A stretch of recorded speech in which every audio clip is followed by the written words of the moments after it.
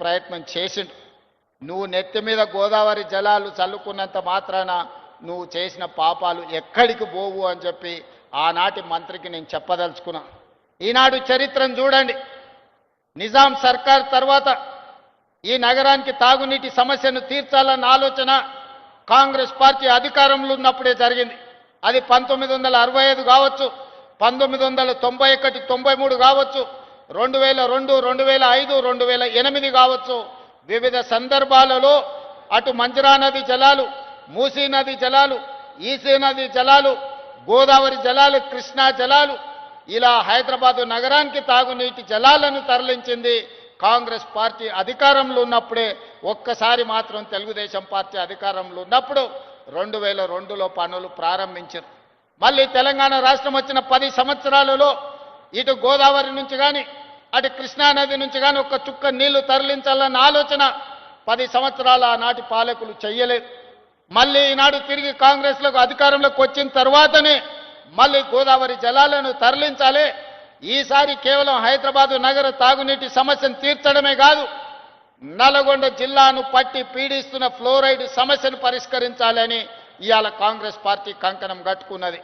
ఇవాళ నల్గొండ జిల్లాలో మూసీ నది కాలుష్యం అటు ఇబ్రహీంపట్నం కావచ్చు, లేకపోతే భువనగిరి, అదేవిధంగా మునుగోడు నియోజకవర్గాలు ఆ కిందికి కృష్ణానది వరకు ఈరోజు 350 కిలోమీటర్లు వికారాబాదు మచ్కుందు దగ్గర మొదలై కృష్ణానదిలో కలిసే మూసీ నది నీళ్లు ఈరోజు కాలుష్యానికి మారుపేరుగా మారినాయి. ఈరోజు విషం అయిపోయింది. మూసీ నదిలో ప్రవహించే నీళ్లు ఈరోజు ఎల్బీ నగరు, ఇబ్రహీంపట్నము, అదేవిధంగా భువనగిరి, ఆలేరు, ఇతర ప్రాంతాలలో ఆ నీళ్లు తాగితే అవి విషమై పశువుల ప్రాణాలు తీసుకోవడమే కాదు, మనుషుల ప్రాణాలు కూడా పోతున్నాయి.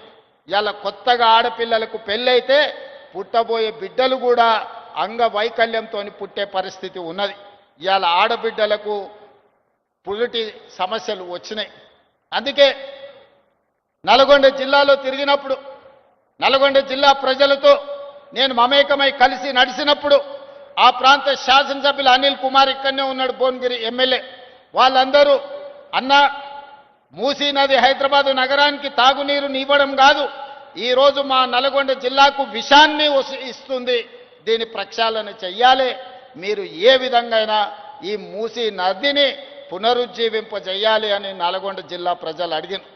ఆనాడే మాట ఇచ్చిన, తప్పకుండా మూసీ నదిని ప్రక్షాళన చేస్తాం, మూసీ నదిని పునరుజ్జీవింపజేస్తాం, హైదరాబాదు నగరాన్ని ఒక సుందరమైన నగరంగా తీర్చిదిద్దడమే కాదు, ఎక్కడ నీళ్లుంటాయో అక్కడ నాగరికత ఉంటుంది, ఎక్కడ నీటి ప్రవాహం ఉంటుందో అక్కడ అభివృద్ధి ఉంటుంది, ఎక్కడ నీటి లభ్యత ఉంటుందో అక్కడ నగరాలు మహానగరాలుగా మారుతాయి. అందుకే ఇవాళ ఎవరు అడ్డం పడ్డా, ఎవరు ఎన్ని అడ్డంకులు సృష్టించినా వాటన్నిటిని ఒకటొకటిగా అధిగమించుకుంటూ సమస్యలు సృష్టించినప్పుడు సమన్వయంతో ముందుకు వెళ్తున్నాం.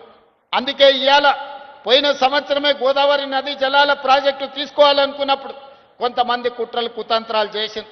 వాటి అన్నిటిని అధిగమించి ఇవాళ 7,360 కోట్ల రూపాయలతోని 20 టీఎంసీల నీళ్లను ఇవాళ గోదావరి జలాలను ఇవాళ ఉస్మాన్ సాగర్, హిమాయత్ సాగర్కి నీళ్లు తీసుకొస్తున్నాం.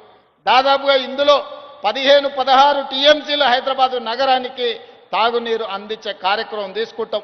మధ్యలో వచ్చిన చెరువులు నింపుకుంటూ వస్తాం. దాదాపుగా 4-5 టీఎంసీలు మూసి ప్రక్షాళనకు వాడి ఈ మూసిని పట్టి పీడిస్తున్న కాలుష్యాన్ని తొలగించి హైదరాబాదు నగరంలో ఉన్న డ్రైనేజ్ వ్యవస్థను మొత్తం మూసిలో కలపకుండా, హైదరాబాదు ఫ్యాక్టరీల యొక్క కాలుష్యాన్ని మూసిలో కలపకుండా ఇవాళ నియంత్రించడం ద్వారా, ఎస్టీపీలు ప్రారంభించడం ద్వారా కాలుష్యాన్ని కూడా నియంత్రించదలుచుకున్నాం. అందుకే ఇవాళ ఈ గొప్ప కార్యక్రమాన్ని తీసుకున్నాం. ఈ గొప్ప కార్యక్రమంతో హైదరాబాదు నగరానికి తాగునీటి సమస్యను పరిష్కరించడమే కాదు, నల్గొండ జిల్లాను పట్టి పీడిస్తున్న ఈ మూసి కాలుష్యం నుంచి నల్గొండ జిల్లాకు విముక్తి కలిగించే బాధ్యత ఈరోజు తీసుకున్నాం. ఒక ఆయన అంటున్నాడు, అయ్యా ఇది కాళేశ్వరం నీళ్ళే కదా అని. ఆయన తాటి చెట్టు లెక్క వెరిగిండు కానీ